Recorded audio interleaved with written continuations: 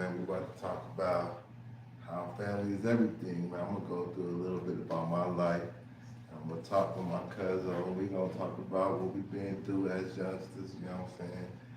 So, it's my family. This is my mama's sister's son. That's, we real close. That's real family. That's Family is real blood, everything. you know?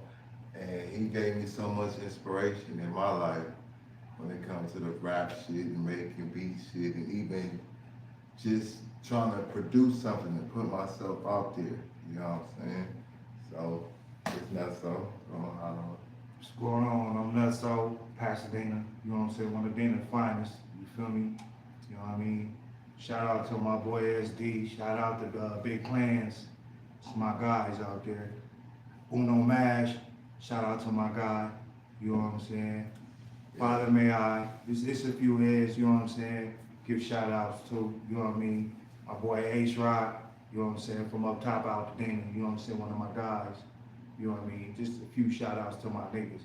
I can't name them all, so all my niggas that if y'all see this, don't be mad at me because I didn't name all y'all. Y'all know.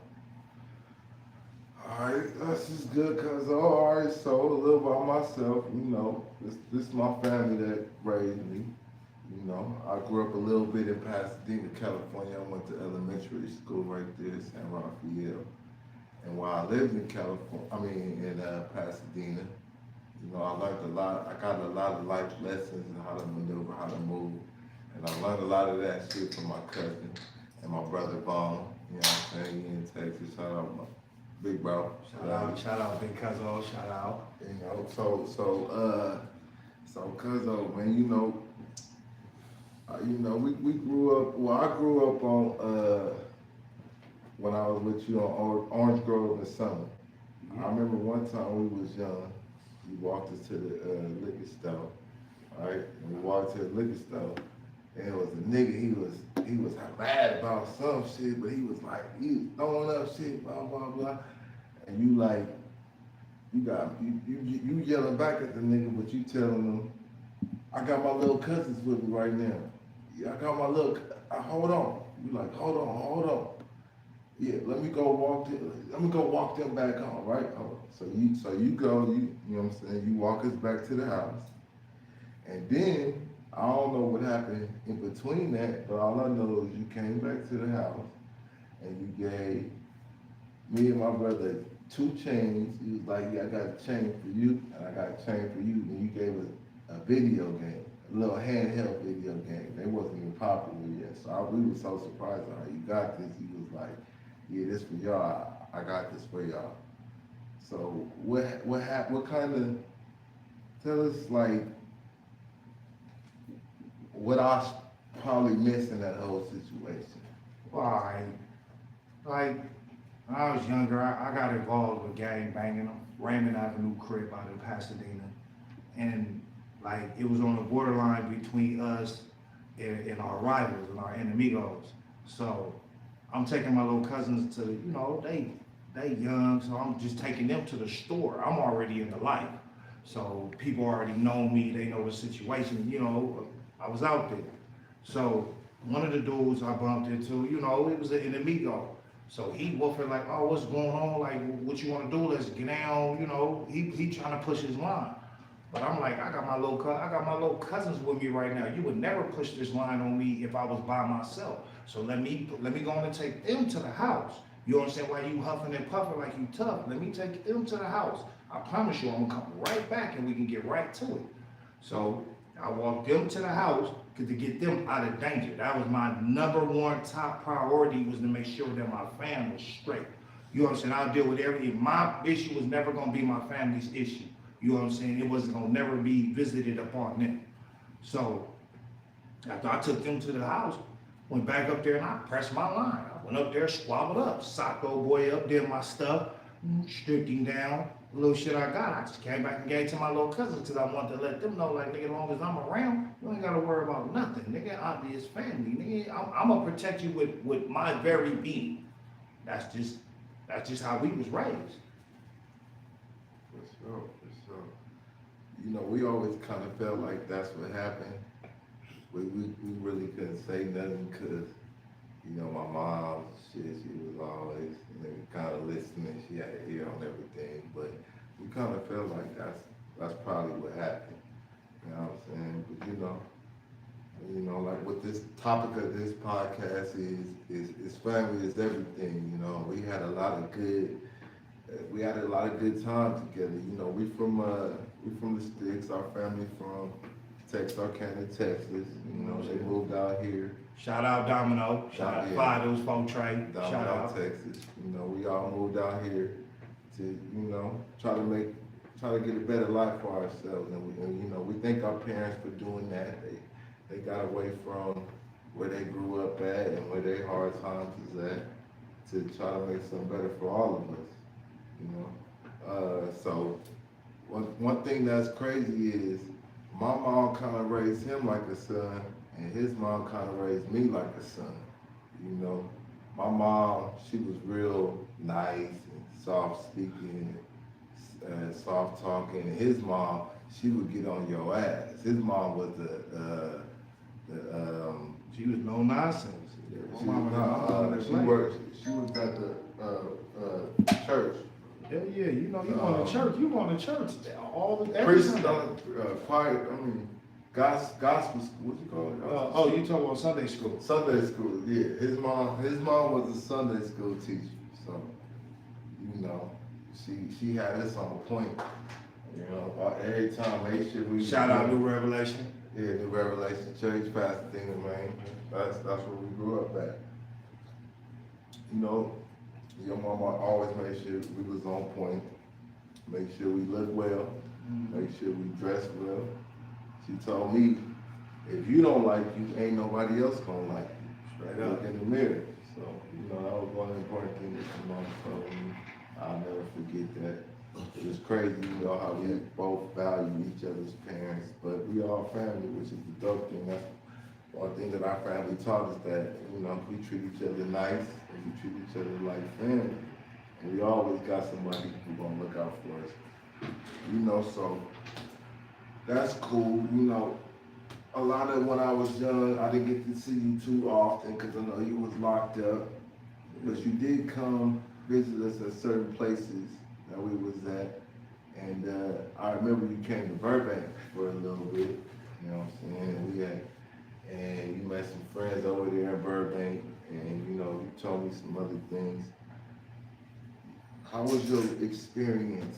What do you think it was like moving up for us to come from, we was at on Summit to go to an environment that was like Burbank, where it was mostly white people, and we had to blend in and kind of change our perspective on what people were saying. How do you feel like that had a toll on you, or how did it make you feel? It made me recognize that everywhere, you have to learn how to adapt to your environment. Everywhere you go, anywhere you go, you have to learn how to adapt to your environment in order to thrive in that environment. Like if you're gonna be stuck with the mindset of your four corners, you're gonna be stuck in those four corners. So Burbank made me get out of Pasadena. It made me get out of my four corners, and it made me realize more of life. So it was like, okay, other people have their other aspects of life too, and you gotta respect that also.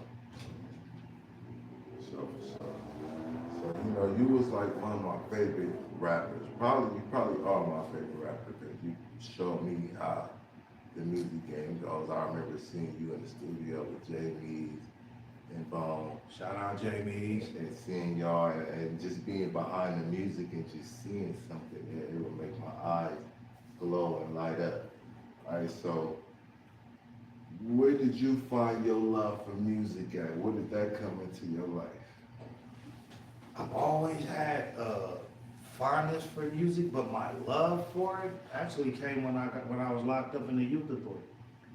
It's like I got locked up in the youth authority, and it was like to express my anger, my frustration about things, to write it down and express it.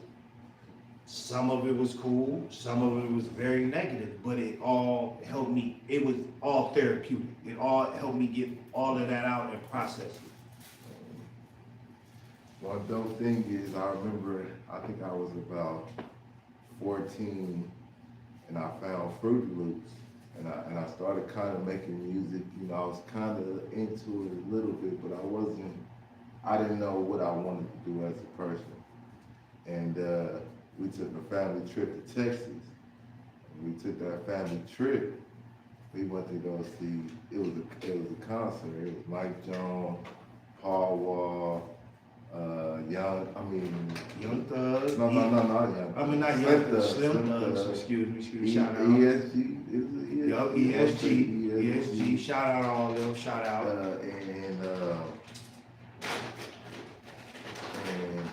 Yeah, okay, so we go take this trip to Texas.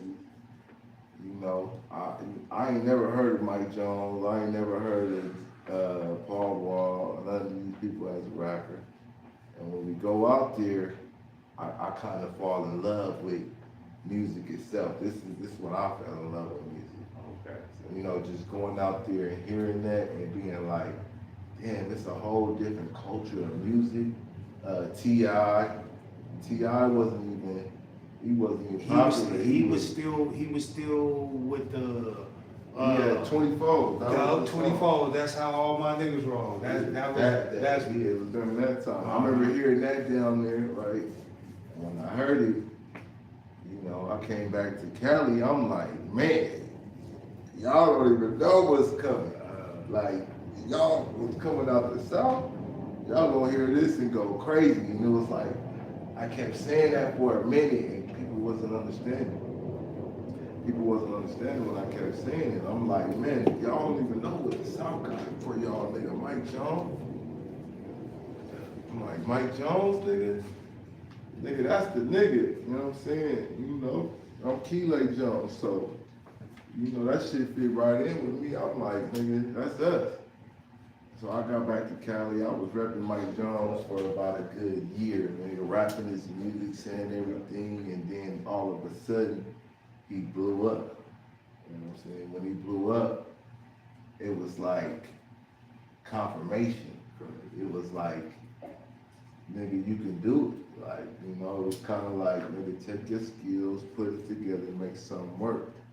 So, you know, and the thing was, it was crazy that all of our family out in Texas, you know, shout out to E.T., you know what I'm saying? Chops, Dre. You know, they was kind of like pushing me towards it, like, yeah, fam, go do the music out there, go do your thing, you know, you love it, we can see you. So I went out there, I went and did it. I came back to Cali, I went and did it. When I went in the studio, I came up with some shit, and it was called Creep. I came up with a beat, and I called you, and I was like, cuz I think I'm trying to get into this music shit, come record this shit. And you laid your voice over that track. It was called Creep. Yeah, one of my first tracks. For the first time ever recording, fresh out of jail, all that. Like first time ever recording on a beat on a track with my little cousin shit on Creep. Like it was just it just felt right. You know what I'm saying? When I heard the beat, just the flow I had with it, it was some stuff that I already had written when I was locked up. You know what I mean? And we put it together. That's the first actual song that I sat down, broke down, and verse, everything put together, and he helped me do it. Like, yeah. So we record this song, boom, and then probably about, I don't know, I want to say 1-2 months later, I get a call that we could do a show out of Pasadena. I'm like, oh man, Pasadena? I gotta call my cousin. We about to go up in Pasadena. oh boy, look. So we go to Pasadena, and we performed the show, this song on stage. And it was my first time with me and you on stage together. And it was a wonderful experience. You had, your people was in the building, my people was in the building, and once again, that was confirmation for me. That was like a feeling like, okay, I could do this, and I like this, and I love it. It's something that I can see me doing, for the rest of my life almost, So we did that song. We had a good time. I mean, we produced, we made the music. We loved it. your people there, they put a lot of confidence in me when we made it. They was like, you got it. You got it, fam. Keep pushing. Keep doing it. This is you. You know, so that's one of the reasons why I kept pushing at that point. That point in my life, you know, I was in college by that time, probably about 22, you know, 21. And then, you know, I moved to LA during that time. And I didn't get to see you for a minute, but you know, I kept pushing. But I got to talk to you for a minute. What happened during that little space when I didn't get to see you? Got caught with a pistol, went back to the pen. Like, it was the life I was living at the time. I was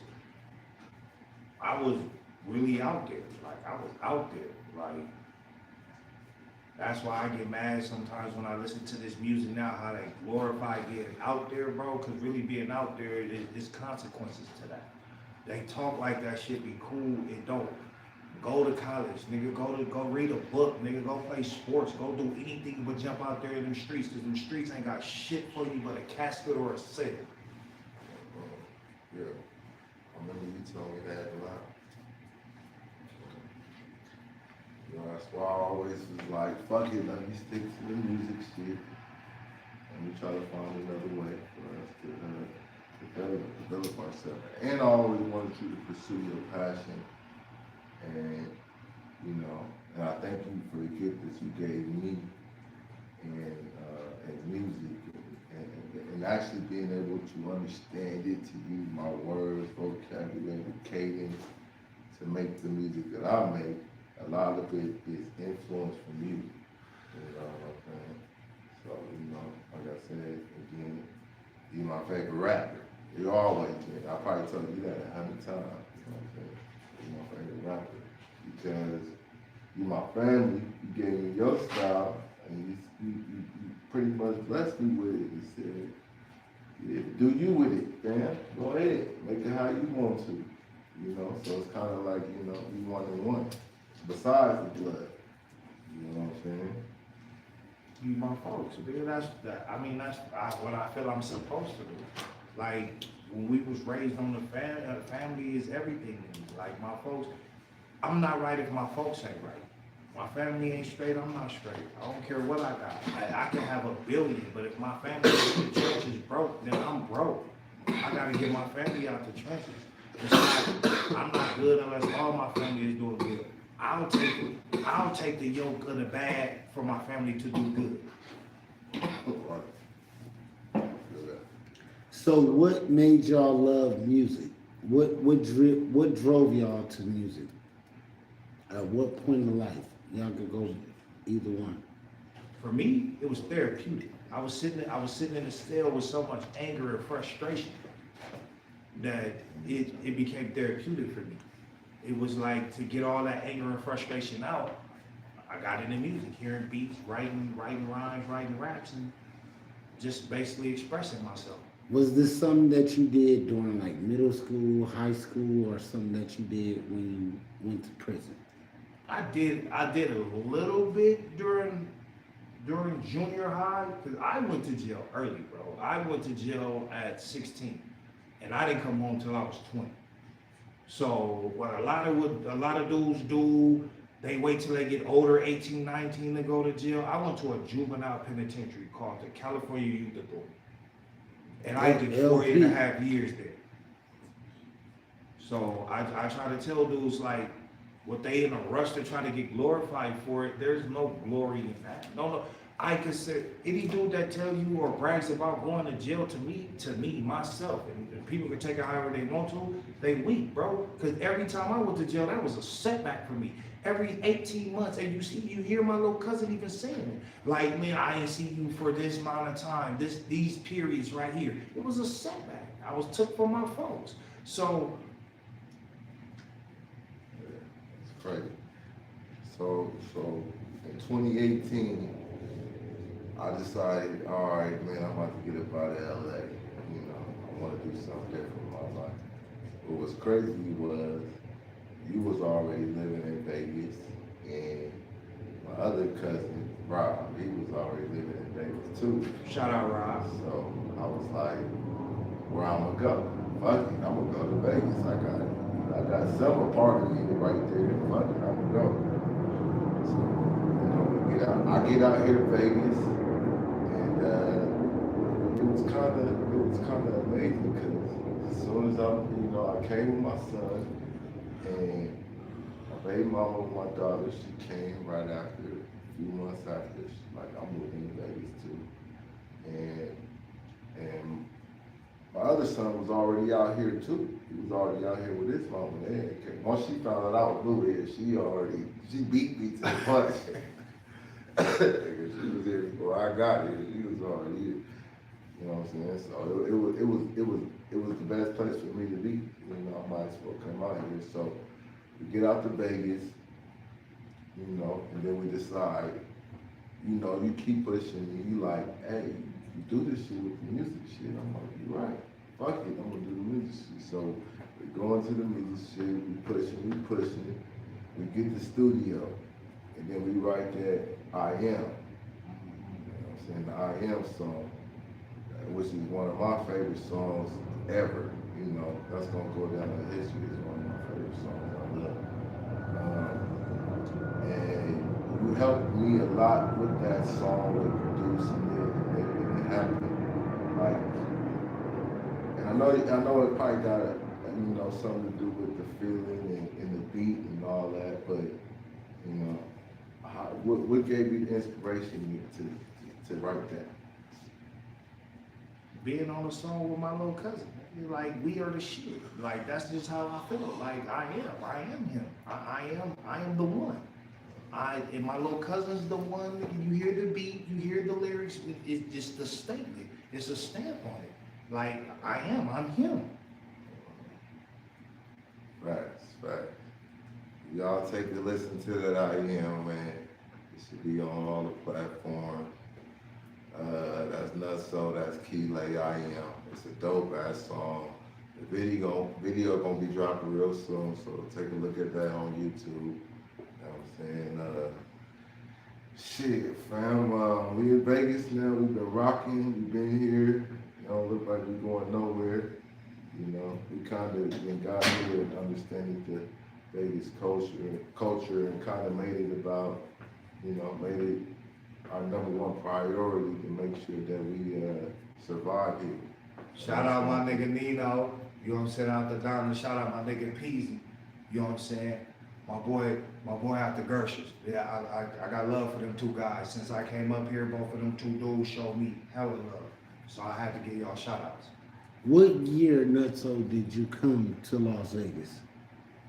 I want to say 16, 17, I want to say something like that. Okay. I got about 8 to almost 10 years up here. So what's the difference between Las Vegas before the pandemic and now?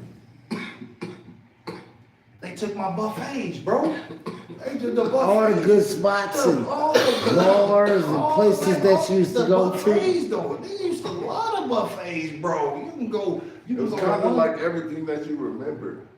And we didn't know that everything was gonna just go away in that time, but everything that you loved about Vegas was like, it was the low prices, the affordability.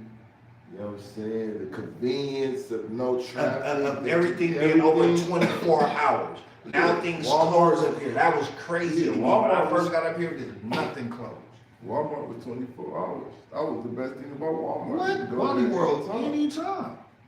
Yeah, then they shut that down during COVID and never brought it back. It's just fucked up. Man. So what do y'all think about the Strip before COVID now? Because I feel like the Strip was a whole different place. Like It was a totally Las different- Vegas was a whole different place before the pandemic. I feel like after the pandemic, we had fentanyl, we had all kind of different shit going on that wasn't going on. Like Las Vegas was a place where people would invite you into their house and you didn't even have to know them.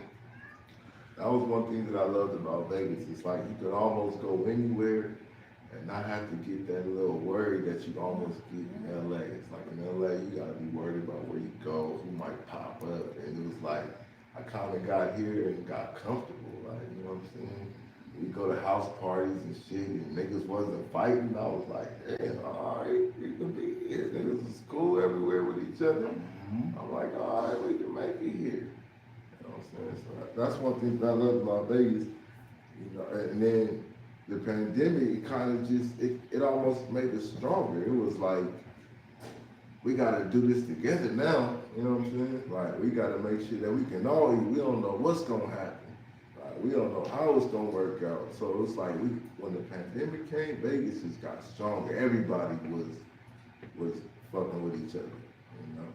I feel like in the pandemic up here, it weeded out a lot of stuff. It showed people what people like me had to go through sitting in the cell 23 at 1. Like, you really had to sit in your home and you couldn't leave. You might can leave for maybe an hour to go to the store to go grab groceries, and then you had to keep your distance from people. So you're isolated from the world. So it really showed that the world got a taste of what it's like to be in prison for that time. So that what I see was the difference as far as not only Vegas, but the whole United States. So with Hustle Rehab, with you, Kile, how was the hustle? Cause I know, and I know you didn't have nothing to do with any of this stuff that's going on. But man, I was going crazy. I had the drop top Jag. I had 20, 30,000. I got 1,200 coming in every 2 weeks.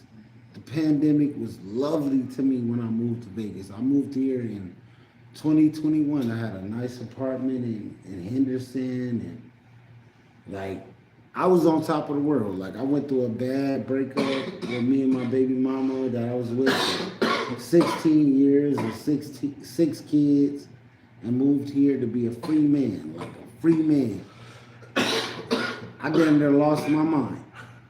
I think that's the mistake that every guy makes, is that you think you're gonna move to Vegas and be a free man. This shit is called Sin City for a reason. This shit gets it's tricky. dreamy, it looks lovely. This shit gets when tricky. When you get here, you meet a whole other culture and start to understand. Kile, I'm gonna say this. Surf God didn't pimp a hoe for probably 12, 13 years before he moved to Las Vegas. Like, bitches wasn't choosing me Oh, yeah. off the rip, just without me going on Fig or Sepulveda or Compton Boulevard, or, you know. I went on Long Beach Boulevard looking for hoes, but when I came to Las Vegas, Hoes look for you. in that drop top Jag, my hair silky to the back, I got See the, you. That's one thing we know about a hoe, is that she gonna put you on before you even know what the fuck you was doing, nigga. And you know what I'm saying? That's just kind of how it is goes. that the difference between the Las Vegas It's bitch? kind of how it goes. It's like, And- you know, and you're LA kind of bitch. new to the adapting the world and how shit go, and then somebody show you how it go, and sometimes it's a feeling. You know, that's how I learned how to start maneuvering out here. You know, it's kind of like it was so tough. I wanted to leave, but it was just like, where I'm gonna go. Like, you know, like I can't. It's just. I've been to Miami. I've been to Miami. I've been to New York. What compares to this? This adrenaline. It's an adrenaline. The Vegas adrenaline. Vegas it ain't nothing like Vegas. That's what Got rag. I can't, Yeah, what I- me myself, I can't compare the two because I've never been to New York and I've never been to Miami. So I don't know. I know. But you've been to LA. I've lived in LA. I've been in New York. So what was the difference, Been to Miami. the transition between you coming to Las Vegas and living here? You know, living in LA and coming to Las Vegas. What was the transition for you? Getting out of my comfort zone, not knowing, having to learn a whole new area all over again.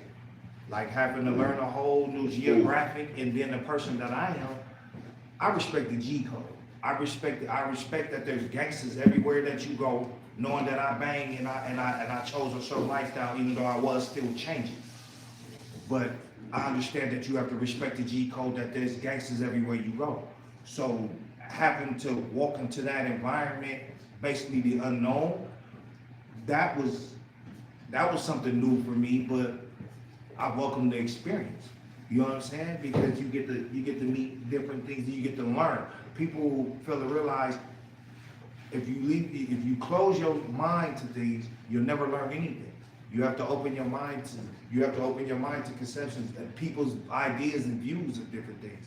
How they run, how they city run. This is not LA, so it's not gonna run how LA runs. It's gonna run how Vegas runs. It's like if you go to Chicago, Chicago's not gonna run like LA because Chicago's gonna run how Chirac runs. Dallas is gonna run how Dallas, Texas runs. Everybody has their own programs, infrastructure that been founded. You have to respect that. That if I don't let nobody else know nothing else, all my niggas across the world, I respect y'all gangsters. You don't go to nobody else's spot thinking that you're going to do anything in nobody else's spot. You respect that gangster, bro. And that's how a real motherfucker survive. You can be a bully. Don't get me wrong. You can be a bully and come and try to bully people at their spot. But I guarantee you, every bully I've ever seen come from out of town, from everywhere. Even my big bag California, when we go out of town, because I've been to Texas, I've been to Louisiana too. When you go out of town and you try to play big bag California, it might work for the broads, bro. But the real gangsters is gonna test your gangster then. But why would you want to come do that if you're going out to go make some money, bro? Why are you going out with this negativity and this negativity like we're Big Bad Cali and we're going to be Big Bad Cali everywhere we go? No, you can be Cali everywhere you go and be respectful. You go respectful to wherever you go in anybody's jurisdiction because at the end of the day, you're in their jurisdiction. So I don't have to tell you, I don't have to care about where you from, nigga. I don't. You from Cali? Fuck Cali, nigga. You in Chicago now? Nigga, fuck Cali. You in Dallas now? Fuck Cali. You in New York now? But it goes the opposite way too. So it's about the respect. What we need to get back to is respecting people, respecting us as black men. Respect that, yeah, this is going on, how this is going. Respect that you're coming into somebody else's infrastructure and learn their infrastructure instead of thinking, I ain't finna do that, I'ma just take over. You're causing friction now. Could they come to your neighborhood and do that? Could they pull up on your block and say, I ain't doing what the Crips is doing over here, I'm gonna do what I wanna do. Or I ain't doing what the Damus is doing over here, I'm gonna do what I wanna do. You might can do it for a little bit, but you ain't gonna continue that program. Yeah. That's right. So, with a lot of Vegas artists out here, and Neo being the biggest artist from Las Vegas, who do you think is gonna be the biggest hip hop artist from Las Vegas? Because we haven't had one yet. What's that? It's a dude I was just listening to. He just came. Dylan Jacobs.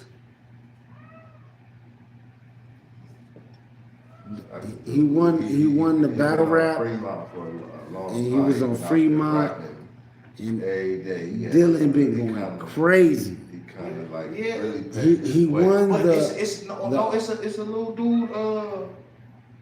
My bad, bro. But it's a little dude that caught my ear. It's a little dude from Donna. He made a song called "It's Donna." That Kanye West, Donda. No, Donna.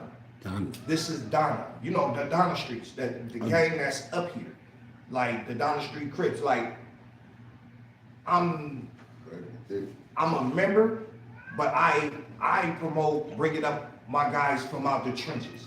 Facts. If that's what they're coming from, I wanted them to get that money so they can better Speak themselves. on it. Tell us So they about can- it. so- We- so they can- I don't so they know can nothing better about it. themselves. Let us know about So- Down the Street. Break this down. No, I don't know too much, bro. I just, like I said, shout out my boy Nino, you know what I'm saying? That's my guy, you know. I know that's the Crips up here, you know what I mean? And I know the Gershers, they green rags. Them is my boy Peasy, shout out my boy Peasy again. You know what I'm saying? But like I said, I came up here and learned infrastructure. I learned what was going on and where was going on at because I know myself. So I'm not running around and trying to look for a confrontation or a problem, but I need to know that if I'm in this section that this might occur. I feel you on that one. So do you feel like Yada is one of the biggest artists from Las Vegas because he's the only one that really made it mainstream, with Rick Ross and all that. If we're talking, Neo, but we cannot forget about we're Neo. talking, we're never gonna forget about But Neo. when it come to rap, We're talking rap. Neo is R&B. Right. We're talking rap.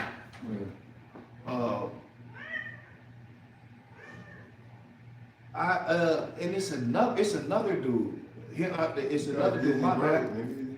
What about who? Dizzy Wright. Dizzy Wright. Listen, man, he's on my phone, man. What's this dude's That's name? one I of want to the- say he's all from the up other here too. Vegas rappers who. Born and raised. We gotta talk about born and I'm raised. pretty sure. Because we're here in Vegas and this is our market. This is what we focused on, and all of us is from different places, right, y'all? Right. But we're I here think to he do was one of what? the only ones We're that- here to find. I think he's one of the ones who was born and raised. Not even, I can't say born, because raised is different. But yeah, Born because is I was, different. but You yeah, don't be raised. Because I was, So I was raised- actually raised I was in born in Vegas. Texas, but I was raised in California. I was raised in Pasadena. So raised. So OG, on camera, I want to offer you a position to the news you can use to be a host, to come out here and represent the news you can use. You know, it's based from LA. I'm from LA. Okay. So it's based in LA, but we got people from Texas, we got people in Atlanta, we got people in Philly, we got people in New York, we got people in Nova Scotia, Canada, we got people in Nairobi, Kenya, we got JT the Bigger Figure, we on one. Shout out JT. I listen to your music. I'm a fan. We on Trapflix. We fuck with everybody, and we definitely want to offer you a position here at the News You Can Use. But we're here in Vegas. Okay. What are we gonna bring to the table? And you know what? I think they're just gonna have to see his work. You know what I'm saying?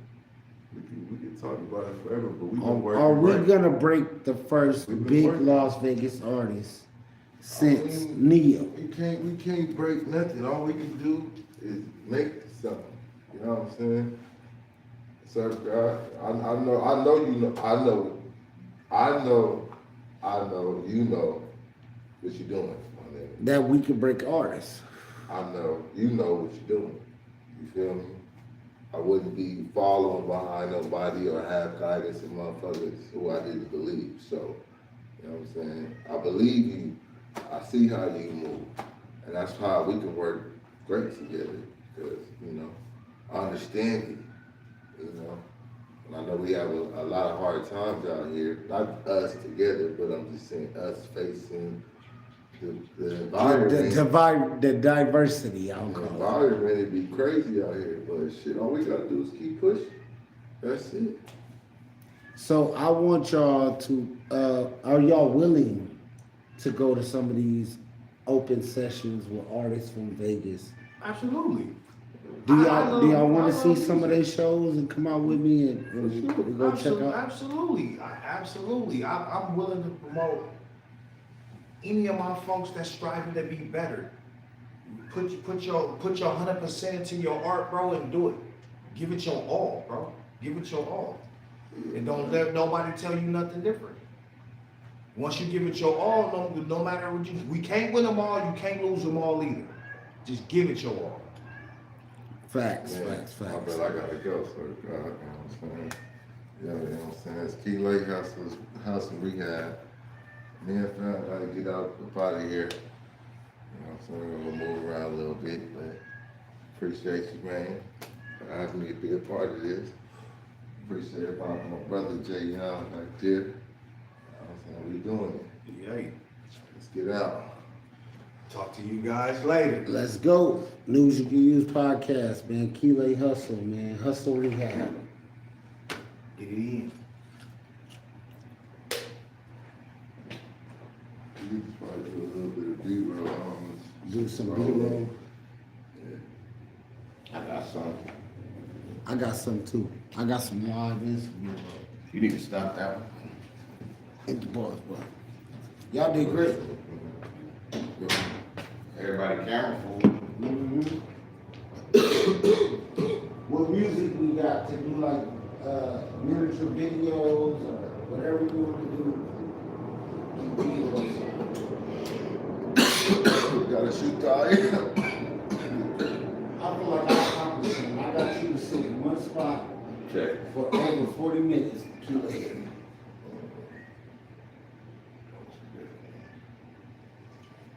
We live on the News You Can Use podcast. It's a wrap. We out of here.